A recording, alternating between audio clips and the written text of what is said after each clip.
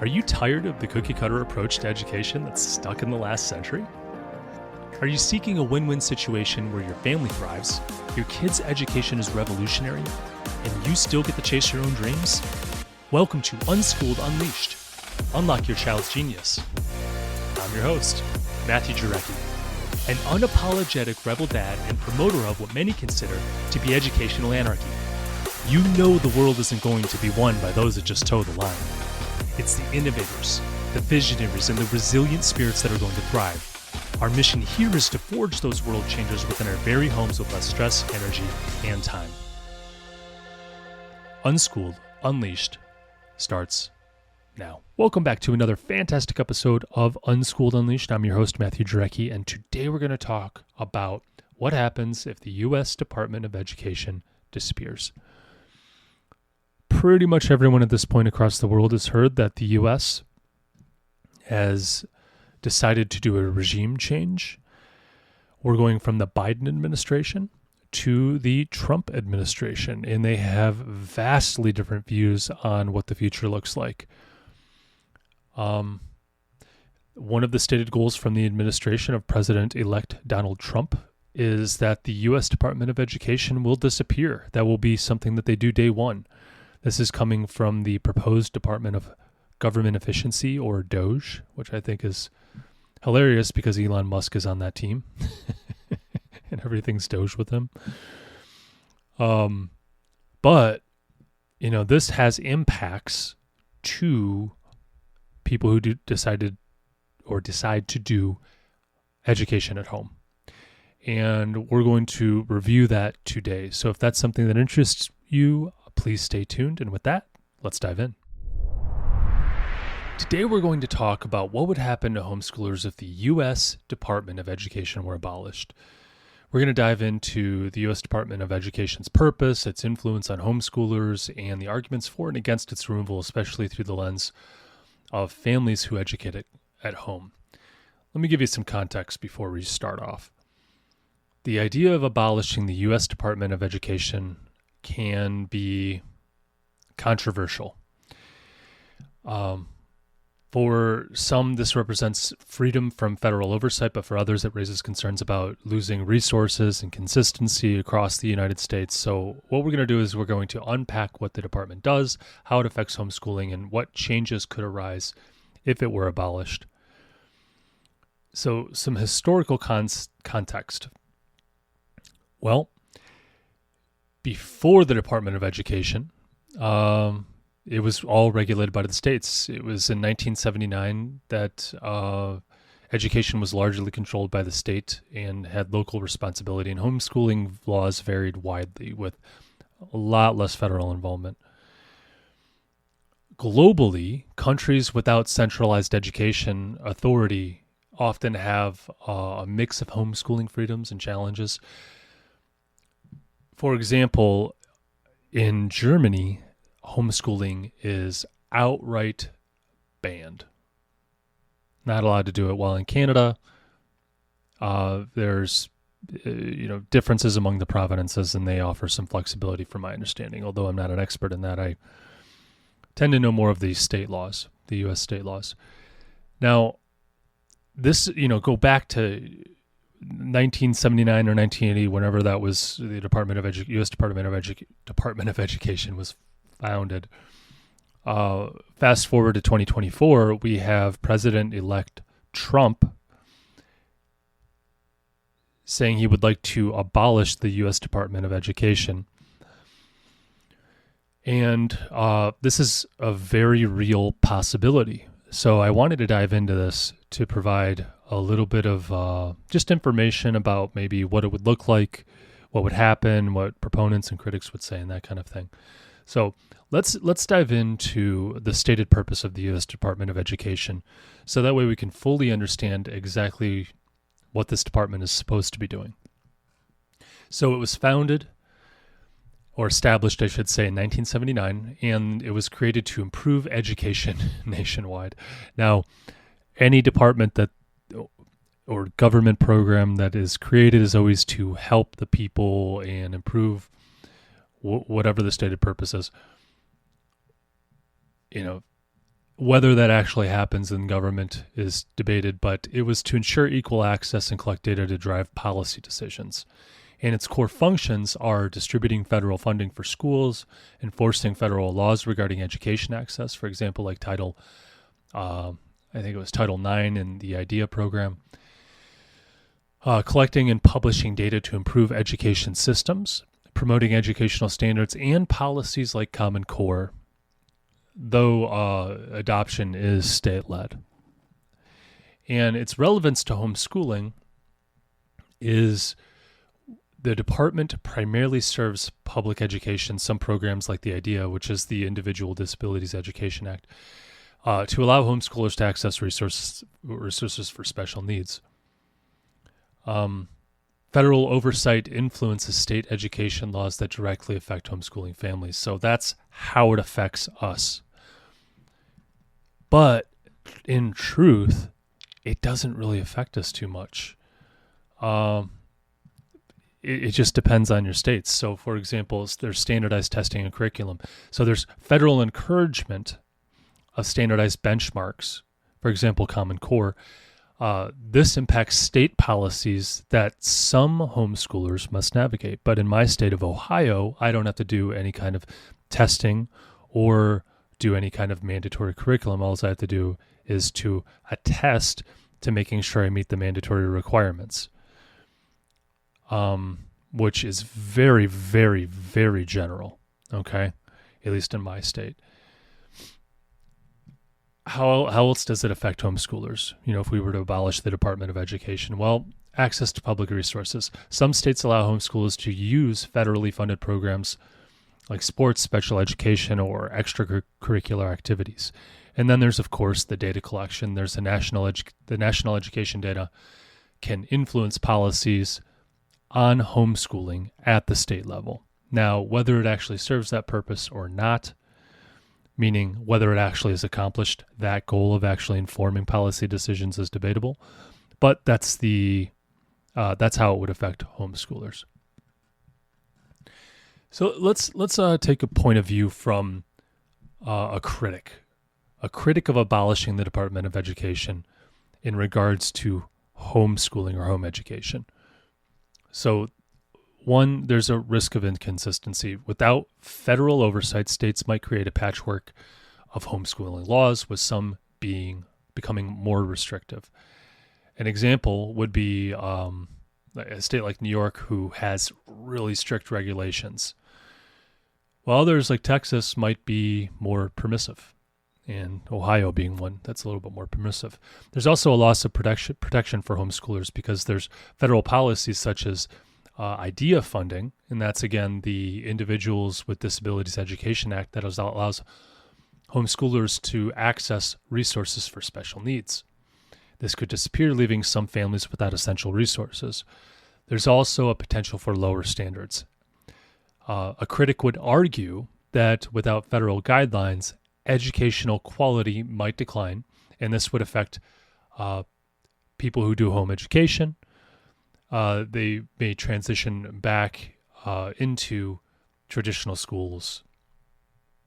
But who knows, right? Because honestly, most states, it really doesn't affect the family who's doing home education.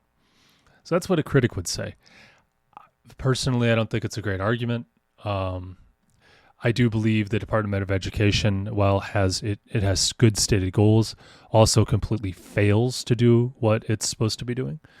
So I tend to take the argument of being a proponent of abolishing the U.S. Department of Education, because I just don't see it serving many purposes that can't be handled by the states. And if you're unfamiliar with how this all works, especially if you're from outside the United States, the way it works in the United States is either there's, if there's something that needs to be regulated, it's either regulated at the federal level or locally.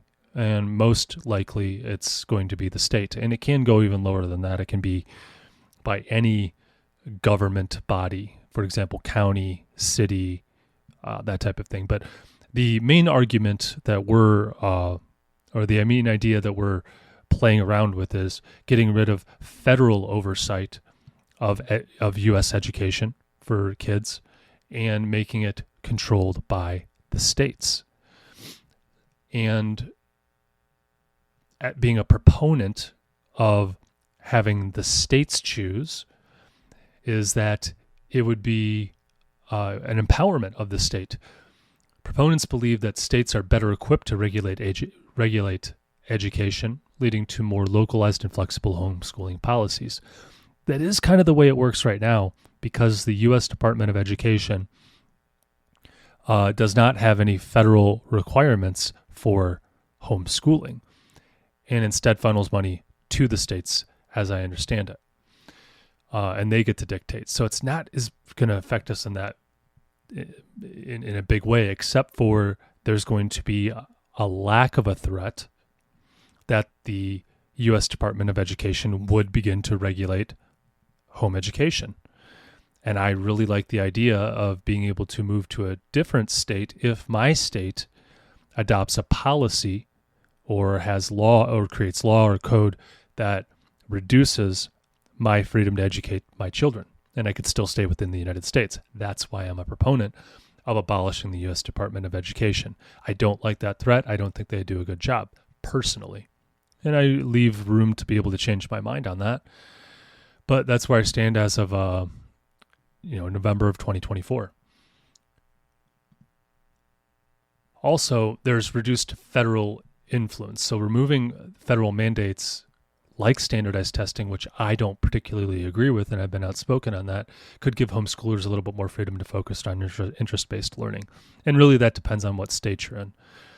There's an encouragement of innovation, in my opinion, because without the federal bureaucracy, families can embrace innovative education methods without fear of federal interference. Again, the fear that the federal government could crack down because there's a lot of opponents of home education, and those people want to grab the most power they can muster, which would be at the federal level. So abolishing the U.S. Department of Education would reduce the ability for them to do a huge power move to control homeschooling, which I believe giving freedom leads to innovation. So that's a good thing for me. And I do believe that there's a philosophical alignment, because many homeschooling families prioritize parental choice and autonomy. I think these values are aligned with decentralizing education policy. So that's the argument of abolishing it, is basically just reducing the threat of being taken over, or this big, pot of power sitting at the federal level that people who really feel strongly as a critic of homeschooling, might try and grab and really influence.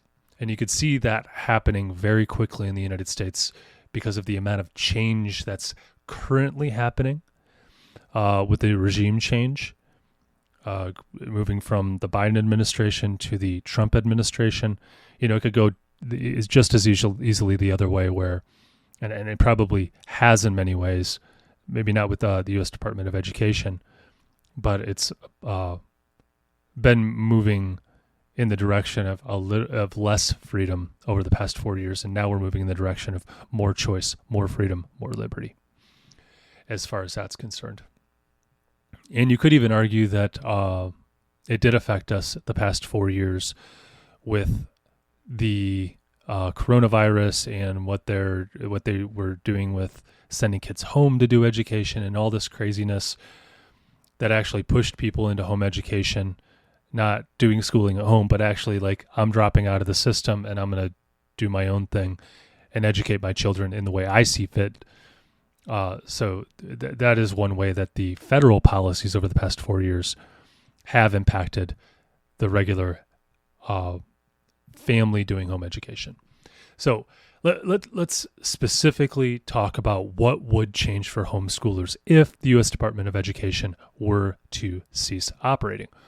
Well, one, state-driven policies. The states would have the full authority over education.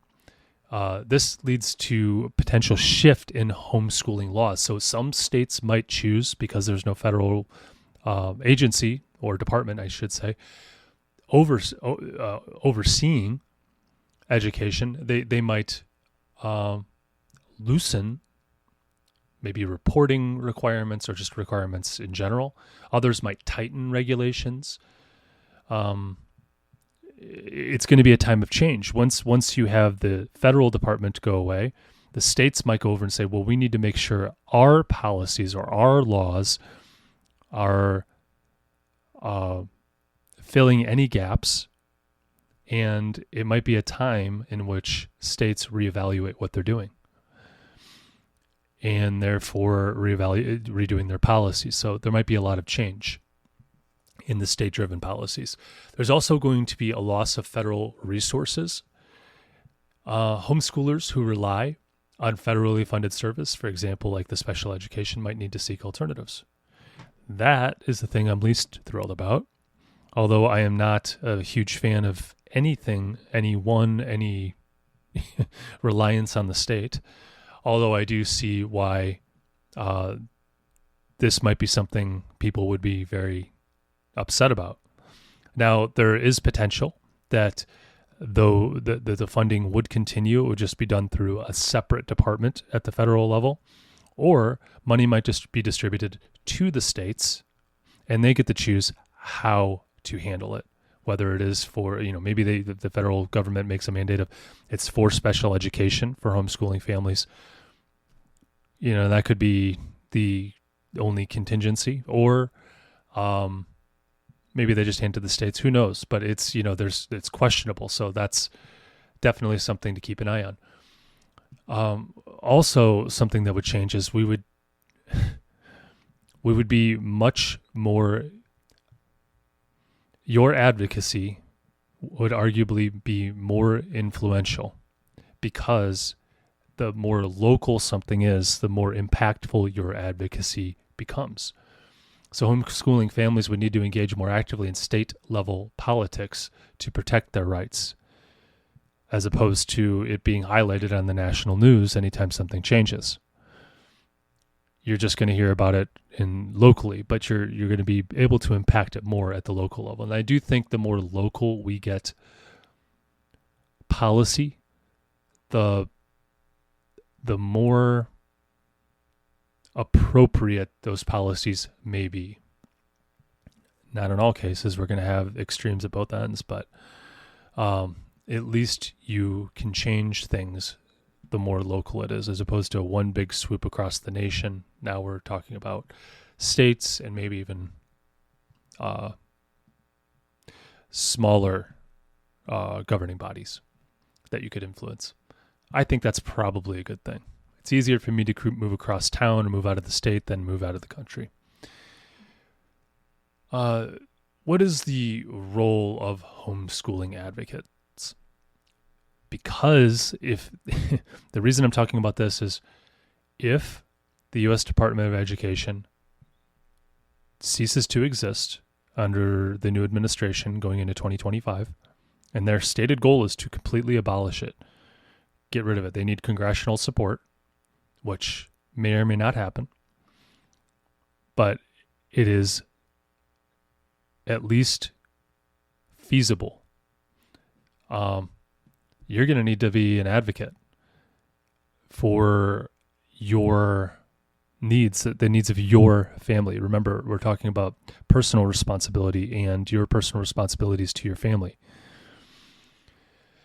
And that means if your voice is going to be heard and change is happening, you may want to say something. So engage with your legislators. There are homeschooling associations that may work closely with state governments to safeguard your educational freedom. Again, this is going to be a time of change if this actually happens. When things move fast, they often get missed. Don't miss anything. Stay engaged. Keep your eye out for things. You can get on email lists for policy alerts. I know that I'm a part of my homeschooling advocacy group. The name's blanking on me, but they send me emails anytime there's a legislative update. They explain what changes are going into effect, and I think that's very important. Also, as far as educating families, so the advocacy groups can help families navigate changes in law, right? So interacting with those advocacy groups will help educate you and keep you in the on the right side of the law, we'll say. And it'll ensure that you have continued access to different resources and things like that. So what are some practical tips for home educators to prepare for the abolishment of the U.S. Department of Education, should it happen? Well, one, stay informed on your state laws. That's probably where most of the policy is going to be dictated. So track any developments in your state on education policies and anticipate those changes. Keep your eye on it. Build a local network. So join homeschooling co-ops and state associations to stay in the loop. Those advocacy groups, get on their email list. These are things that are going to help you navigate this time of change. Advocate for flexibility. Engage in local education policy discussions to ensure that home education freedoms are maintained. We do not want to move backwards on this. I want the freedom to do what is right for me and my family. That's the most local it can get. And I like local. I like me making the most decisions possible. I like your family making the most decisions, what's best for you as possible. You know what's right for you and your family. It's going to be different for my family.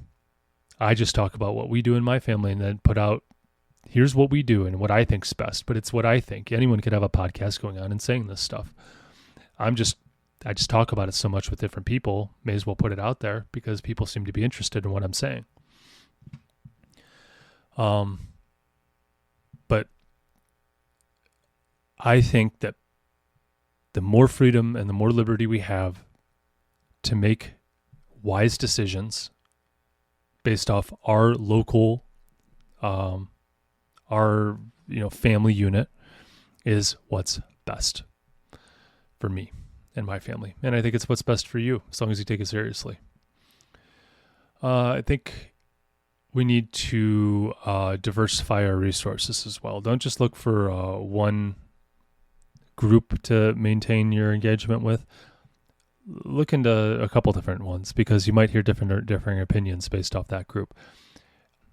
Community-based options might be worth looking into, maybe private options, but I tend to look in the private options because the community ones are I found to be subpar. But who knows? Maybe in your part of the woods it works better. So in conclusion, abolishing the U.S. Department of Education would bring both opportunity, but as you can see, I pointed out a lot of challenges for families who choose to do home education. Now, some might celebrate the end of federal oversight like myself. Others worry about losing protections and resources, and I can understand that. That's assuming that the U.S. Department of Education actually is doing what they say they're going to do and not just taking money and maintaining the status quo or building more regulation and complexity, making it more difficult to navigate without much improvement. So the key takeaway here is that home educators must be proactive, informed, and ready to adapt to changes in this new landscape that we have with the new regime. So with that, I'm going to end today's episode. So stay curious, stay unschooled, and stay away from the algebra nightmares. I'll catch you in the next episode. So here's where we roll up our sleeves and bring out the big guns. If you support our mission, then please leave a review. On Unschooled Unleashed, we are talking about using a radical approach to education in today's world, and the more 5-star reviews we have, the more people will feel comfortable with the ideas, strategies, and principles we discuss. It gives legitimacy to our message, and the podcast's algorithm prioritizes us so we can reach more people. You may even have your 5-star review read on our podcast.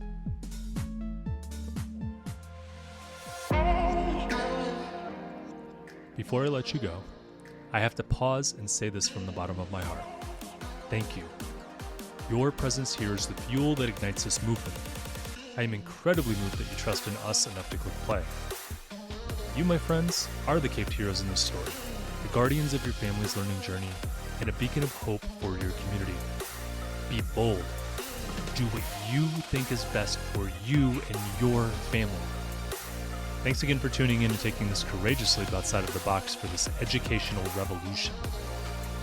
Welcome to the front line.